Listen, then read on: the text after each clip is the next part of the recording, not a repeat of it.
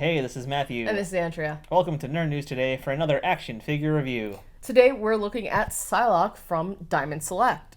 So last time we looked at an action figure from Diamond Select, it was their Rogue figure, and that was our first one from the Marvel Select line.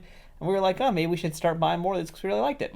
So full disclosure, I saw Psylocke here at Toy Fair earlier this year, and I was like, man, that is a good-looking Psylocke. I've been waiting for a good Psylocke. I don't know about you, because you're the big X-Men fan here. I have definitely been waiting for a good Psylocke. I got the first Psylocks when they were first made, but they were terrible. They were something, all right. At the time, they were great, but they were something.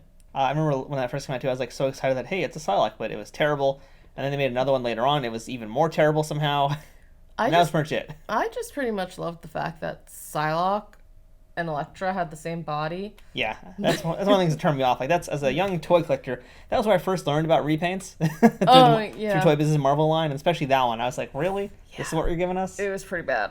Between that and the Rogue / Polaris debacle. Ooh, that was a fun one. Yeah, that's the Toy Biz days. This is a Marvel Select, and so yeah, this has been a big year for Psylocke because we had a Marvel Legends figure of her, and now I've got this Marvel Select figure of her. I know, I'm excited. I've always loved Psylocke. We've just really needed a good, strong Psylocke figure. I've always wanted a definitive Psylocke, and I was hoping the Marvel Legends would have been it. I saw it in stores. I was not impressed at all by it, sadly. I'm going to be honest. When I saw this at Toy Fair, I was like, this is the one I'm getting. Oh, I know. Yeah. I listened to you, so yeah, I know. So we've got it today. We're going to open her up in a little bit. I'm excited. Yeah. So first up, here's this look at her in the box, which is really nice. I love that purple color. Is there any other color that it could be? It could absolutely not be any other color besides that. You know? I love the box, too. I haven't really seen the figure. He's been holding out on me, but... Well, I'm going to show you guys... excited. I'm going to show you guys the back of the box. Yeah, because the box is really nice. While you look at the front of the box. Why, hello there, Ooh. Okay, now I know why you've been bugging out so hard. Yes. Wow. Right? Wow. Yeah, I hope she lives up to the hype once you get her out of the package. Just this alone. I know. Well, you guys over that. Everybody can see on the back here, we've got a nice picture of her with her part of the Danger Room diorama. We also have her origin story on this side here. And then look at a few other the recent figures that Diamond put out, which includes the Rogue we looked at, and the Beast figure, which maybe we'll look at as well soon. She looks amazing. I agree. So I think at this point, the only thing that's left to do is open up Psylocke. Would you like to do it, since you are the X-Men? You're a big fan of the psionic powers, right? I am a huge psionic nerd. So let's go ahead and open her up. That's a weird thing to say, isn't it? That is odd. Well, if I ever had powers, I'd want them to be psionic. Who wouldn't? Well, a lot of people, yeah. I wouldn't mind it too, though. Be handy to have. Telekinesis, telepathy. She's got it all, really. And she's a ninja. She's a real mutant of the 90s. She really is, but again, my favorite, to be honest, is the psionic knife. Just because. Oh, here, have some. So here's one part of the Danger Room diorama. Here she is out of the box, and oof, does she look good. And she does have a few twisty ties that you can see there. We're going to go deal with that and show her to you once she's out of the box. Oh, I'm so excited! And here's Psylocke out of the package on the Danger Room diorama. Oh my god, is it pretty? This is the perfect Psylocke. This is the Psylocke, yeah. Now there are a few caveats with this Psylocke, but let's talk about the figure itself first before we start nitpicking things here and there. Number one thing I have to say is the colors are spot on. The metallics are amazing. This is how Psylocke should look. Yes. I mean, she looks fantastic. The only thing I'm sort of like, I don't know how I feel about is the yellow, pouches, because she didn't really have that. Yeah. But, you know what? I'm not going to be too pissy about it. Yeah, it's kind of weird as well, but it's also what holds in the sword. And that's kind of cool that she has the sword. She has the katana. On her back. That's the important part. Well, real important part. Since you're bringing it up, just real quick. That is a big sword. Yeah, it's a big sword, just as it should be. We can put it in her hands a little bit later. Well, not these hands, but she does come with a bunch of hands. In fact, total with what you see here, Psylocke has 9 hands. I love it. Yeah, this is a ton. I love it. She has 9 hands, and she has a separate head. Which is even better, but I'm holding off on showing everyone that one until we're ready to get there. Yeah, we're going to do some part swapping in a little bit. Yeah. Let's show you from behind as well, so you can see more of that red sash. That sash is what really does it for me. Like, I love how that sash is flowing. I love how the figure looks. Psylocke, it is a hypersexualized costume. Yeah. It's basically a one-piece swimsuit. Or a leotard, depending on what you want to call it. I still don't know how she got these bands on all of her parts, though, but I'm not going to question Psylocke. It's probably one of her mutant abilities to keep random bands on herself. Non-slip rubber? I don't know. It's weird. I know, it is, but it's always looked cool. Yeah. And that's really what it comes down to. It looks cool. One thing that I've always loved about Psylocke, no heels. She's wearing flats. I agree. That's actually something odd to say, but I like that too about her. I like the active look. Yeah, I mean, she's a ninja. She needs to be. She can't go around clomping around in heels. She's gotta have stealthy feet. Yeah. I mean, yes, she's a model as well, but still. Look at that hair.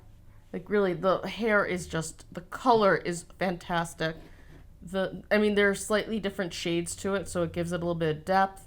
And it's gorgeous. Like, it has great movement, great color. I mean, this is literally why I've been obsessed with trying to get purple hair for God knows how many years. I just don't want to bleach. What? I have to bleach my hair first. Yeah, I mean, it's beautiful. They did an outstanding job. Yeah, I love the hair too, and I also like the face sculpt a lot. Mm-hmm. Oh, absolutely. So, again, we don't have the Marvel Legends style to compare it to, but of the two, because I did spend a lot of time looking at that one and deciding if I was going to buy it or not. Of the two, I definitely prefer this face. I do too. One thing that I really like about this face is she looks Asian. Which is weird to say, but people forget she is supposed to be an Asian character. Because you could tell us all the history if you'd like to. No, but, I mean, but yeah, she and Kwanon, they basically switched bodies. I mean, so yeah, she went from being, the British model and superstar to being an Asian, ninja. Yeah. So it is important that she gets the proper representation because she is technically Asian. Kind of the first time we got a Psylocke figure that looks like that. Yes, that looks like she is not European. Yeah. So another thing I also love about this, and so far now we're 2 for 2 at the Marvel Selects with their female figures, is I like the body a lot. Yeah. It's a really good body. One of the things I always hate with Marvel Legends females is how the waist especially, it's just like, ching, ching. It's like a hard hourglass shape. Whereas this has some curve, it's got some depth, she looks like she's strong. Yes. It's a good body. She looks strong, she looks healthy, and she doesn't have a weird, wacky chest joint. She has a chest joint, but here it doesn't look weird. And she still looks sexy. Yeah. Like, it's really hitting all the marks for me as a collector. For what I want my Psylocke figure, I want strong, I want sexy, I want the purple hair.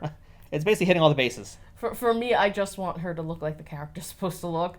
I know the sexy, strong, and all that stuff comes with it, but I just want her... I want her to look like, comic book Psylocke. And this totally does. It absolutely does, and I love it, and I might have to find a way to steal it from you. Psylocke's articulation is the same as all Marvel Select figures, which is pretty darn great. Mm-hmm. So off the bat, you have the head that does turn, and it is a little stiff because it's stiff out of the box, of course. But stiff out the box. Her hair is pretty big, and it hinders a little bit, but not much actually. It just takes a little bit more force, and that head is swappable. We'll see, so that's good. It's not like in there too tight. Mm. She does have shoulder articulation. She has double jointed elbows, which is really cool. You get some great poses with that. And she has the hand and wrist articulation, so it can swivel and the hand can bend. So her upper torso, she has the moving buck over there. Her waist does not move, I don't think. It looks like it's in there pretty tight. That might be one solid piece, actually, but you've got the buck moving at least, so that counts. She has really good leg articulation, because Diamond characters can always do splits. I know, I love that Diamond. The Diamond characters... Even the Ghostbusters can do splits. Diamond figures are fantastic for posing. They are so good for posability. So she has double jointed knees as well. She has this kind of calf rotation. And the ankles can swivel and rotate and do all sorts of things. So really high POA. And you're not really losing much with that. And also your upper thigh. I neglected to mention that. Yeah. Really well hidden upper thigh, by the way. Mm-hmm. I like that a lot because it's not blatant at all. No, it's right where the bands are, so it helps hide it. I know a lot of folks are, annoyed by certain types of articulation because they want more statuesque figures. Yeah. I want figures that can move, but also don't necessarily have the big, ugly joints you can see. Mm-hmm. I feel like this Psylocke is a really perfect mix of seeing the joints, getting lots of points of articulation, but also still hiding a lot of them so it doesn't ruin the look of the figure. No, I agree with you on that one. I feel like this was a really good blend as well. Just talking about the paint job, the colors are great.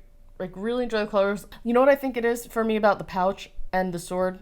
I do kind of wish that was maybe a more muted color. Because she's a friggin' ninja, she would not be wearing something this yellow. But in terms of the actual figure paint job, it's pretty decent, but there are a few problems. Right over here, there's a little bit of a paint smudge, and it's a little noticeable. I think basically this part just, this yellow part just kind of nicked it a little bit. There are a couple of spots here and there. The hands have a little bit of schmutz on them. Hands definitely, some are cleaner than others, that's for sure. Yeah, there's definitely a little bit of funkiness going on there. While it is part of the figure, it's something I feel that we didn't really need. Over here on her sides, so Psylocke's uniform it's like a thigh high. Like the cut is high on the thigh, and so there's always a little bit of extra skin showing. They decided to paint that in on both sides. Let me see if I can show it to you a little easier here. So you see, like it looks a little bit like a messed up paint job. It's not, and it wasn't necessary, in my opinion. Yeah, I don't think it needed it, because it's implied enough as is. Yeah, I mean, the way that this is, it just feels like it was a little extra something that didn't need to be done. But overall, I think that it was a really good paint job. You know? It's one of those, again, with diamond figures, its user mileage may vary. Yeah. So if you can actually buy it in a comic store, that's the best way to do it. Make sure you get one that you like. But usually, with all the ones we've looked at, there's always been some little nitpicks, but it's rare that they're ever really, really bad. I think, especially talking Ghostbusters 2, because you looked at all that entire line. There was like one, I think, figure, the entire bunch that we were like, eh. Yeah. The rest, a little bitty tiny things like most figures do. None that were real deal breakers. Yeah, to be honest, the only reason why I'm even really mentioning this time is because that weird little nick up on the chest, that's really noticeable. That's like the biggest, most glaring thing on all this. But otherwise, it's really good, which also, again, makes it a great figure to have. Yeah. So now let's go ahead and swap some parts out. And Okay. I'm gonna get a hand that can hold a sword. I'm gonna get her psionic blade on, and let's also swap her head. The head. I'm excited about the head. I like this head a lot. I think this is the head I actually saw at Toy Fair on. Oh, that was easy. That was nice. We'll put that last part. She really shouldn't be wielding her sword and psionic blade at the same time. So I feel like we should cover those, two separate. You are such a nerd. I am such a nerd. I don't care. This is Betsy going all out because she's fighting the hand by herself. She wouldn't do it like that. Oh my god. She'd use the blade, then that would go away, and then she'd whip out the katana. Sorry, I can't hear you over the sound of the katana in her hand. Oh my god. This is overkill. That's how I like my Psylocke. Okay, so real quick, we got to talk about her head for a second. The expression is amazing. I think that's the head I saw at Toy Fair, and I love that head. This head is amazing. The expression is fantastic. There's one small, not so small problem with it, though. I don't know if you guys can see it, but she's missing an eyebrow. Yeah, that's a little odd. Yeah, the paint on her eyebrow is just not really there. And unfortunately, that's not really something you'd even notice until you got out of the box. Yeah, and the reason you wouldn't have noticed it is because I have to add the most important part to what she's doing, That's what makes Psylocke Psylocke. And why adding the katana was such overkill. This is probably the greatest thing, Psylocke accessory that we ever could have been given. She comes with the butterfly face, the psionic butterfly. So basically, she's telepathically doing stuff, using her blade, and using a sword. That's a weird stance she's in right now. Yes, she is. I'm gonna straighten her up before you talk. Yeah, well, you shouldn't have put the katana in her hand. Psylocke is raring to go. She is really in top form here. I love the butterfly. I've always been a huge fan of the psionic butterfly. It looks great, but it's only being held up by a tiny little spot under her hair, which, by the way, how awesome is that hair? Again, yeah. Super dynamic. The colors are great, and it's just the way it flows. But yeah, so the butterfly part, it's only being held up on one side. Not a huge fan of that. But it's actually holding. It is holding, but it's a little lopsided. We had similar problems with the Borg figure. Yeah. I was told we kind of positioned it wrong, so it might be a case of finding the correct way to position it. I hope so, but I'm looking over at the side here, and it looks almost like there is a spot for it, but I'm not seeing where it would easily slip in. But otherwise, it looks really cool. Like, that's some comic book accuracy right there. Yeah, I'm probably never going to have the butterfly thing on her face, to be honest. But it's a really cool accessory to have, so I'm tempted, to leave it on. It'd be cool if you could put it on both. Let's see. Well, we can take this off so it's not overkill. Because to be honest, she would need more. Nah, I can't put it on the other head. All right, well. See, that would have been extra awesome. Look at me, I'm Psylocke. I mean, she looks so cool. Yeah, even with the little nitpicks we had and some little minor things, to me, this is the Psylocke I've always wanted. I've been waiting for. Same. It's a perfect Psylocke for me. I completely agree. She is gorgeous. Like, this is the best Psylocke any of us could have hoped for, I think. And so I have high hopes for everything else that they're going to do with this line. Because we haven't actually looked at any of the male figures yet in the Marvel Select line. We probably I should. think we're going to have to. But I'm also just very excited now for the idea of them making eventually Jean Grey. Because Hasbro is finally releasing their Jean Grey later this year. And we were really crazy over that when we saw it at San Diego. But I'm kind of now starting to really lean more towards the Marvel Selects than I am Marvel Legends. Seeing how Psylocke is and how good they did with her and with Rogue, what they're going to do with Jean Grey when they make her, that's going to be really good. Oh my god, it's also a question of which Jean Grey. Oh, if they're doing 90s X-Men, it's going to be 90s style. But Phoenix, Dark Phoenix, or Jean Grey? Well, they've already made Phoenix, I think. Yeah, so I'm thinking Jean Grey. You can do different versions. That's true. You can never have enough Phoenixes. That's what I'm saying. There's you have at least 2 solid versions of Phoenix. You have regular Jean Grey, and quite frankly, she did get up. If you're dealing with any of the Phoenixes, she does throw on the original costume for that. So technically, you could have 4 different Jean Greys. That's correct. I don't know if they did Phoenix yet. I know they did a Marvel Girl version of Jean Grey, but they haven't done 90s X-Men style first. So that's what I'm saying. I want that one. There are a few different versions, and we'll get you a Jean Grey. I want them all. Oh, Betsy, I'm sorry. She said we stopped talking about her. Was I not giving you enough attention? Come on, how cool is this? So I may have been having some fun with Psylocke. This feels like a more Psylocke pose. It looks more Psylocke-y. So that's our look at Marvel Select Psylocke by Diamond Select Toys. We can't say enough good things about it. I know, look at that pose! And we went off on a whole diatribe just because it's like, we can't wait for them to do other female figures especially, because they're really killing it with the female figures. I'm so excited.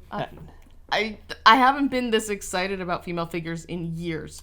So they're really doing a great job. Yeah, I'm floored how good these are. Yeah. So obviously now we do have to look at some male figures. So I guess we're gonna have to work on that next. Yeah, okay, we can totally do that. All right. So once again, that's Psylocke from Diamond Select from their Marvel Select line. I'm Matthew. I'm Andrea. And she's gonna use her psionic nose to sniff out more toys for next time. It works better on you. We'll see you guys next time. Bye.